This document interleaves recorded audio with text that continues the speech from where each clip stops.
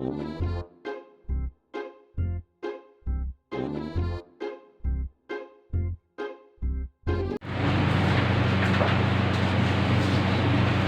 morning, ma'am. I am Liza May Eduardo, and today I will be assessing your musculoskeletal po. So first is gather equipment.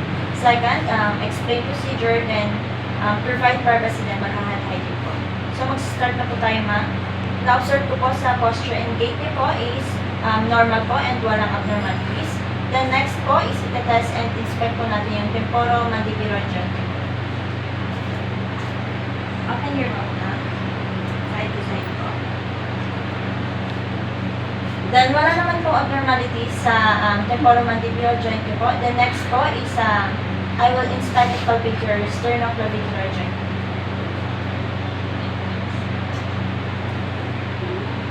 So, wala naman pong swelling. The next po is, I will inspect and palpate your cervical, thoracic, and lumbar spine.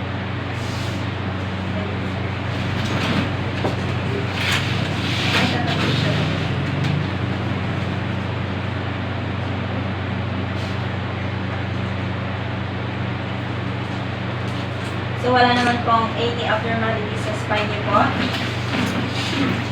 The next po, I will test your cervical range of motion of your cervical spine. So, tayo flex your neck po. Then, extension po. Lateral flexion po sa gilid. Then, rotation po. Right.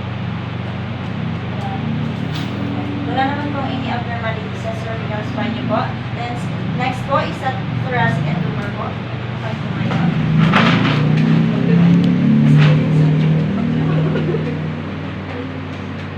Flexion, extension, lateral flexion, and rotation.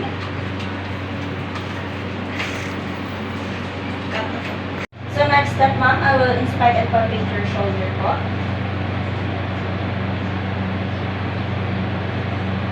Then, wala naman pong any abnormalities. Then, I will test for your shoulders ROM po. First po is flexion, arms forward. Then, extension po, arms backward. Abduction po. Then, adduction na baba.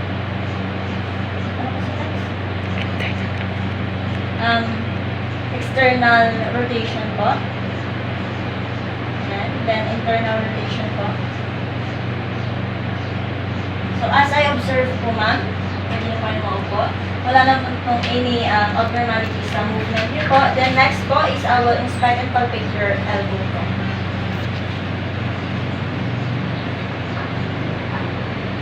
So, wala naman pong any abnormalities sa elbow niyo po. Then next po is I will test for your elbows ROM. Tayo po kayo, ma'am. Then, tayo po kayo po.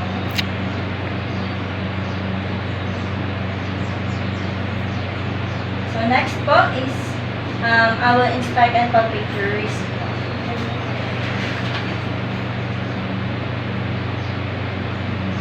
So, wala naman pong any abnormalities. Then, after ko pong inspect and palpate your wrist nyo po, is ROM po tayo ulit. Kaya nyo lang po, ma'am. Flexion, extension, ulnar deviation, then radial deviation. So, ito, wala naman po any abnormalities, ma'am. So, next step po, ma'am, is I will be testing for carpal tunnel syndrome po. So, first is balance test po. Kaya nyo po, ma'am. And assuming po na 60 seconds, then after po nun, TINAS test po, our third test po. So, wala naman pong any positive sign. So, next step po, ma'am, is I will inspect and palpate your hands and fingers po. So, wala naman pong any nodules po, and your hands and fingers po is symmetric. Then, next po is I will test for your hand and fingers range of motion. First po is abduction. Then, adduction po. Then, next po is opposition. Then, reposition po. Then, flexion of fingers. Then, extension po. So, as I observe, ma'am, wala naman pong any abnormalities sa movement po ng hands and fingers po. So, next step, ma'am, is I will inspect and palpate your knees po. So, wala naman pong any abnormalities. Then, next po is test for range of motion. Tayo po kayo, ma'am. Flexion po. Extension. Isa pa po. Extension. So, wala naman pong any abnormalities ng motion, ma'am. The next po is I will inspect and palpate your ankles and toes po.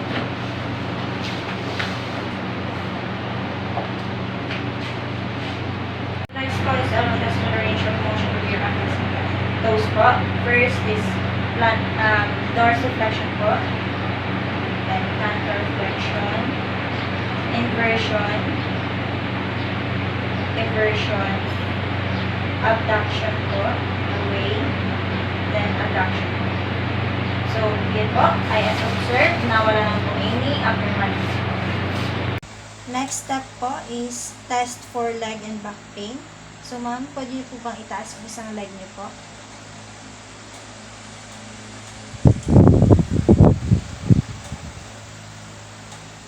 Then, after po is measure yung leg length.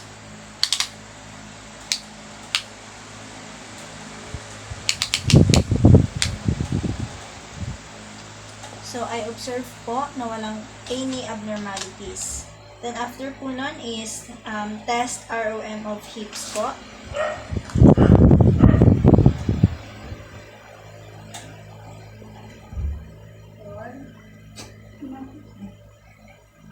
Bakit mas ano yan? Ay. Wow. Project na. Pwede po ba kayong dumapangan?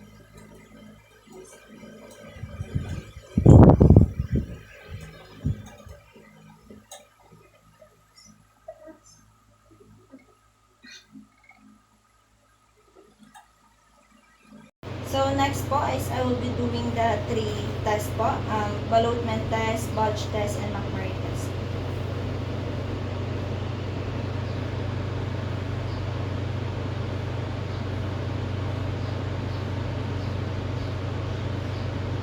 Next po.